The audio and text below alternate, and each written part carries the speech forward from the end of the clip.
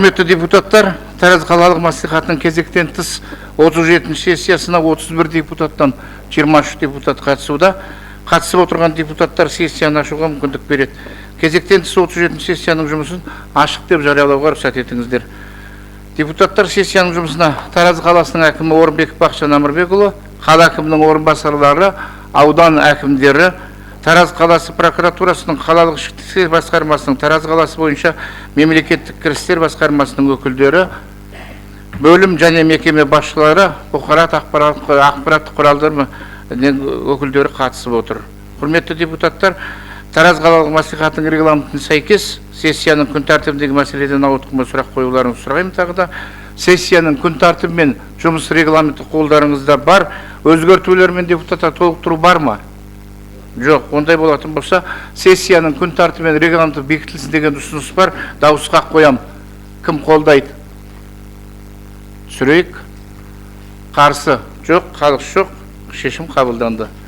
Құрметті депутаттар, күн тәртібіндегі бірінші мәселені қарауға көшеміз.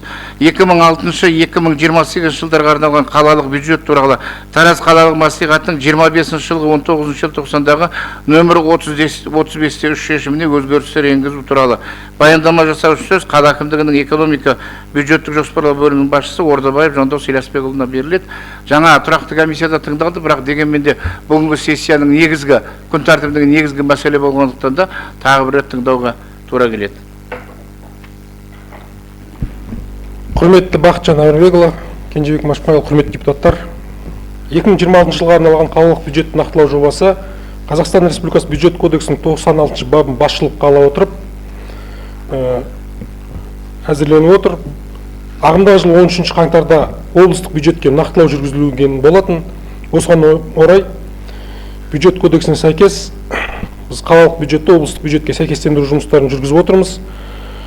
Облыстық бюджетке нақтылау жүргізу барысында облыстық бюджет есебінен берілген трансферттердің сомасы 7 миллиард 24,6 миллион теңгеге кемітіліп отыр.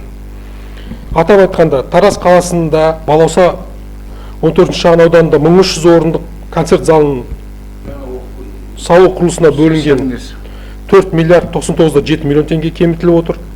Ұлы Дала шағын ауданында 110 киловатт қосалқы станциясын салу құрылысына бөлінген 5 миллиард 684,3 миллион теңгенің 936,8 миллион теңгесі кемітіліп отыр. Самал шағын ауданының ішкі кварталдық жылу желілеріне бөлінген 750 миллион теңгенің 150 миллион теңгесі. Алатау шағын ауданында осы ішкі жылу желілерінің қайта жаңғырту жұмыстарына бөлінген 750 миллион теңгенің 150 миллион теңгесі. Достастық жәрмеңкесі аясында Әулие-Ата әуежайынан Айша Биби көшесіне дейін жол бойындағы саябақ құрылысына бөлінген 4 миллиард теңгенің 1,5 миллиард теңгесі және халықтың әлеуметтік осал топтар үшін коммуналдық тұрғын үй қорын сатып алуға бөлінген 2,7 миллиард теңгенің 188 миллион теңгесі кемітіліп отыр. Жалпы кемітілген қаржының суммасы 7 миллиард. Бұдан бөлек Тараз қаласында кәрізді ағын суларды тазарту имаратының құрылысына жобалық сметалық құжаттама әзірлеуге 300 миллион теңге облыстық бюджеттен қарастырылып отыр. Енгізілетін өзгерістер осы. Баяндама аяқталды. Сұрақтарыңыз болса. Жандос Ильясбекұлы, сұрақтарыңыз бар ма қосымша? Жоқ па? Жақсы, отыра беріңіз. Құрметті депутаттар, осы мәселе бойынша шешім жобасы қолдарыңызда бар. Шешім жобасын дауысқа қоям. Кім қолдайды? Түсірейік. Қарсы жоқ. Елдос қарсы бұчады. Көтермесі. Қарсы жоқ, қалыс жоқ, шешім қабылданды. Құрметті депутаттар, күн тәртібінің келесі мәселесін қарауға көшеміз. Жер учаскесін мемлекет мұқтаж үшін алып қоюға байланысты шарттардың жобасына келісу туралы. Бұл мәселе тұрақты комиссияның мәслихаттың инфрақұрылымы мен коммуналдық шаруашылық жер қатынастары жөніндегі тұрақты комиссиясында жан-жақты қаралды. Баяндамасын тыңдаудың қажеттілігі бар ма? Жоқ. Жақсы, отыра беріңіз.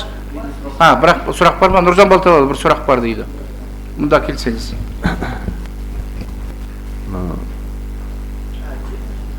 Жер мәселесі бойынша, негізі енді ешқандай күмән жоқ бізде, заң жобасы жан аясында жасалған. Бірақ мынандай сұрақ туындайды, мына жерде жер участогы ұсынылып отыр да. Адрестерін қарасам, әртүрлі, бағалар әртүрлі. Неге сондай баға мысалы? Мынау Тараз қаласы ФЗО-1 тупик қой. Иә, 65 миллион. Абай даңғылында 271 28 миллион. Неге Қызыл Жұлдыз 21 миллион? Неге бұнда әртүрлі баған? Жер біреу ғой бізде. Енді бұл орталыққа жақындау деп айтайын десек, мынау тұйық орталыққа жақын емес қой? Неге бұл баға шығып отырмайды? Неге бұны қарамадық? Неге бір... Сіздің сұрағыңызды түсіндім. Бір мынау ФЗО бірінші тұйық дегеніміз мынау Абай даңғылының бойында орналасқан, қасында переулокта мынау мост түсуіне бойынша изъятие жасап жатыр. Бұл жерде жерінің көлемі 8-де 61 соттық, почти 7 соттығында здание орналасқан, тұрғын үйі полностью соғылған. Және де жаңа үй.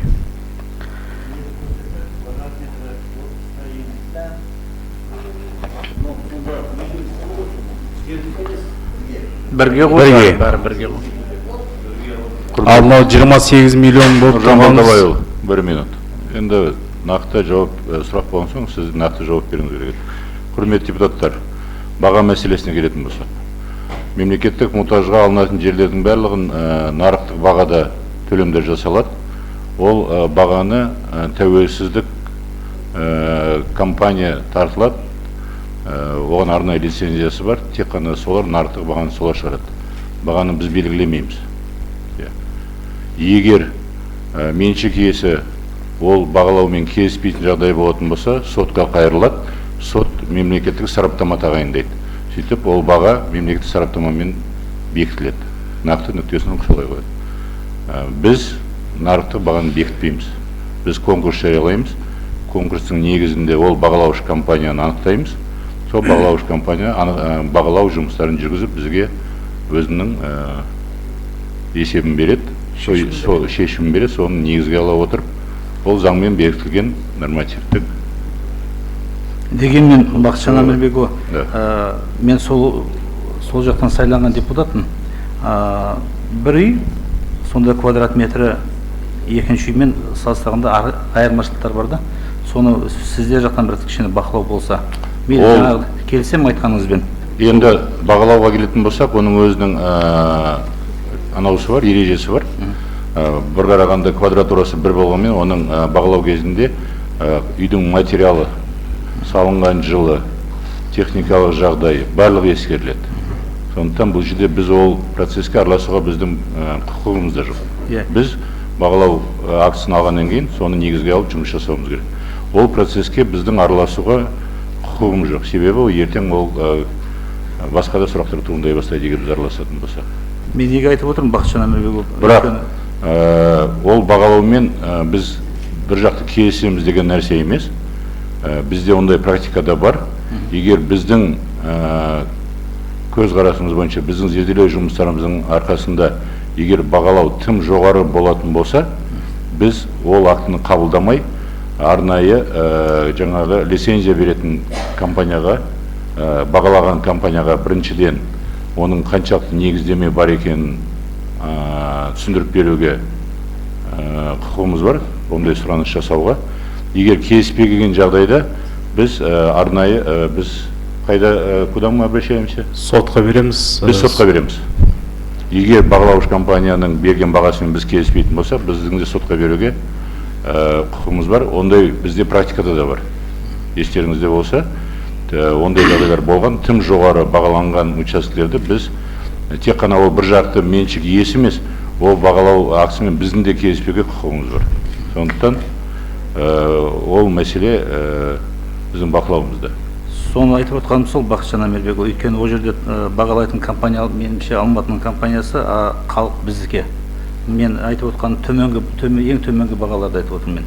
Өйткені төменгі бағада тұрып жатқан үйлердің, олардың сотқа қайырылуға да біріншіден ашық айтқанда заңды білмейді, екіншіден адвокат жалдауға қалталарды көтермейді. Сондықтан сол жағына халық біздікі ғой, сол жағына кішкене көңіл бөлсеңіз. Бір цифрды келтірейін. Абай көпірі бойынша біз 58 үйді мемлекет сатып алуға шешім қабылдағанбыз. 58 үйдің орташа алғанда 90% біздің бағалаумен келіскен. Қалған 10%-ның 5% ол жерде біз участоктың бір бөлігін ғана сатып алуға шешім қабылдаған, сонысымен келіспеген. Қалған біздің бағамен келіспеген тек қана 2 соттың шешімі бар. Солай ма? Нұржан Балтабайұлы? Солай. Иә. Екі соттың шешімі бар. Біздің бағаны төмендеп санап, ол жерде сот жаңағы арнайы экспертиза өткізіп, ол біздің бағамен келіспей, айырмашылық көп болған жоқ. 10%-ға өсті. Сондықтан біз өткізген бағалаумен тұрғындардың 90%-ы келісіп отыр. Бұл мәселе бойынша да бағалау жұмыстары өткізгеннен кейін барлық бағалау актісінің барлығын бізде құқық қорғау органдары тексерді. Толық Тексеріп отыр. әр актінің бәрін тексеріп шықты. Олар тарапынан бізге ешқандай сұрақтар туындаған жоқ. Так, сұрақтарыңыз бар ма тағы да, депутаттар? Жоқ па, отыра беріңіз. Құрметті депутаттар, осы мәселе бойынша шешім жобасы қолдарыңызда бар. Шешім жобасын дауысқа қоям. Кім қолдайды? Түсірейік. Қарсы жоқ, қалыс жоқ, шешім қабылданды. Күн тәртібінің келесі мәселесін қарауға көшеміз. Тараз қаласы әкімдігі жанындағы үкіметтік емес ұйымдармен өзара іс-қимыл жасау жөнінде кеңес құрамын бекіту туралы Тараз қалалық мәслихатының 21 жылғы 26 наурыздағы нөмір 3/10 шешіміне өзгерістер енгізу туралы. Бұл мәселе бойынша да шешім жобасы қолдарыңызда бар. Шешім жобасын дауысқа қоям. Кім қолдайды? Түсірейік. Қарсы жоқ, қалыс жоқ, шешім қабылданды. Күн тәртібіндегі келесі мәселе Тараз қаласының 2026-30 жылдарға арналған даму жоспарын бекіту туралы Тараз қалалық мәслихатының 25 жылғы 19 желтоқсандағы нөмір 35/6 шешіміне өзгерістер мен толықтырулар енгізу туралы. Бұл мәселе жаңағы өткен тұрақты комиссия отырысында қаралды. Қайта баяндаманы қайта тыңдаудың қажеттілігі бар ма? Жоқ.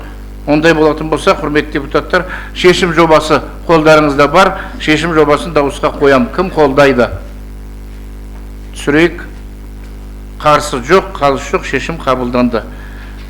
Құрметті депутаттар, кезектен тыс 37 сессияның күн тәртібіне енгізілген мәселелер қаралды. Бақытжан Әбішев, айтарыңыз бар ма? Жасыл ел бойынша мәселе күн тәртібіне енген жоқ па? Гүлдан Әлімжанова? Жоқ, енген жоқ. Оны кеше Гүлдан Әлімжанова біздің аппараттың қызметкерлері барып тықылдап қарап не қылды, шешілді болмаймын ол жақтан. Гүлдан Әлімжанова. Күн тәртібіне енгізген жоқпыз бұл мәселе? Неге? Әлі де талқылауды қажет етеді. Жақсы. Дайын емессіздер ғой. Жақсы. Так, ондай болса, сессияның жүргізу тәртібі бойынша өзгертулер, ескертулер бар ма? Жоқ болатын болса, сессияның жұмысын жабық деп жариялауға рұқсат етіңіздер. Рахмет.